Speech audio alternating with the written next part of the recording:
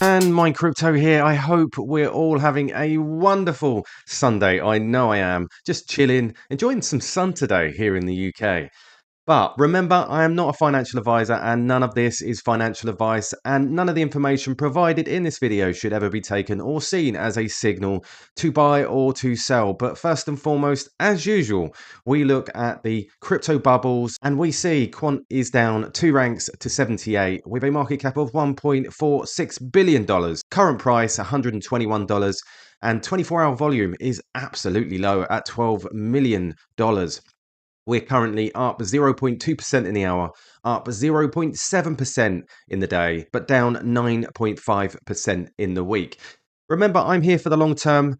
Short-term prices, movement do not bother me in the slightest because I know why I hold Quant, and that's really, really important. We look over at the Quant exchange reserves for spot exchange, and as we can see, it's currently at 247,000. It's still following the trend downwards, which is what we want. If you refer back to my video, I think it was on Friday, you will see that I've drawn some trend lines and it's looking very, very good. And we look here at bull shark trading, single print taken out and price looking like it wants to push to the upside. 4-hour time frame, the price is still trading below the VWAP and we'll need to flip this. We also have a TPO POC from the 4-hour time frame at $113, and should we see a rejection, we expect to see this mitigated.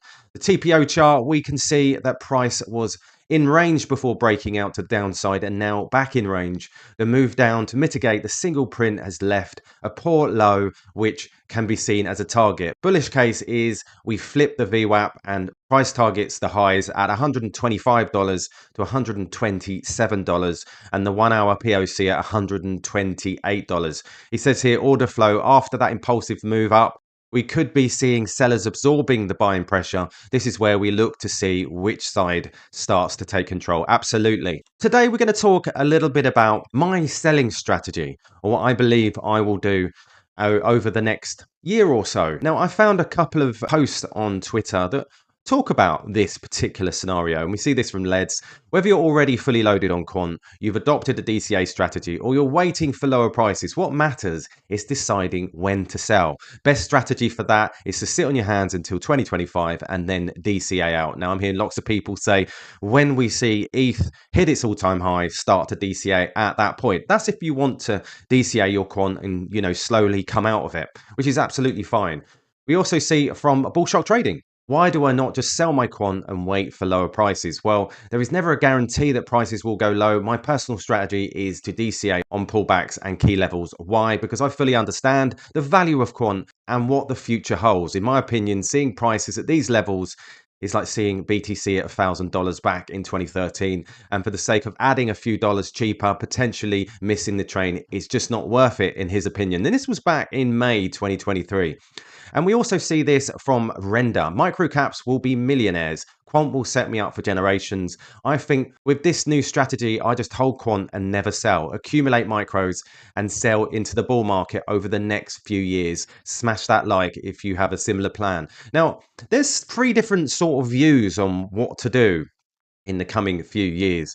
This is all really dependent on your portfolio. Now, I have diversified for a particular reason. Now, if we go over here, now I've created a DCA selling strategy, and this is based on 100 Quant. The reason why I've used 100 Quant, because I think most people aim for this particular amount. So if we look at 100 Quant, if we say that you bought it around $100 and we're looking at total cost of $10,000 for the 100 Quant. So what I've done is I've created strategies. Now, I've started off with this.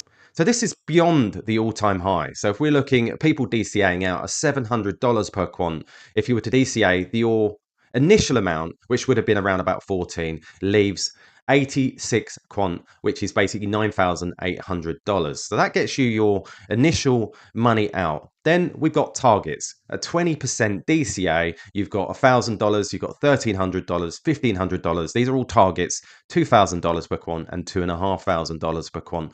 And you're starting 20, 20, 20, 30, 30%. And this is a DCA method of DCAing out. That would bring you a total of $110,840 with sold 78 of your Quant, leaves the 21 for any future movement or staking when that becomes available. Now, staking itself, I think, will come when regulations start to be more poignant. Now, we also see here Plan B. Now, start DCAing out at $1,500 per quant, which means that you initial out is 10 quant, leaves 90 quant, and that will bring out your $15,000 at that point. Now, that also then leaves house money, $4,000 per quant, 20% out, take 18, that's $72,000. That would then leave 72 quant for future staking when available. Now, we look at this. Plan C. So you start selling quant at $2,000 per quant. You take your initial out, that would bring $20,000 and that leaves 90. So you leave 90 for when future staking becomes available. Now, this one is interesting. You don't sell any.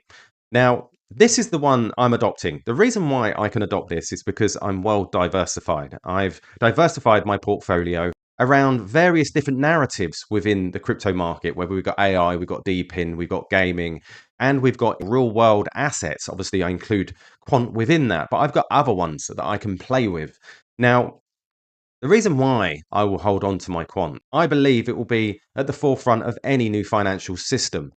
Now, people will say, you're mad. Why wouldn't you sell your quant? Well, because I'm here for the long term. I want to see long term gains. Now, should something happen within that time period where it goes mad, well, then if I see a number, then of course I'll sell my quant. But at the moment, in my mind, in this situation, I've decided that that's the way I'm going to play it. But that again may change, and I'll let you know if that happens.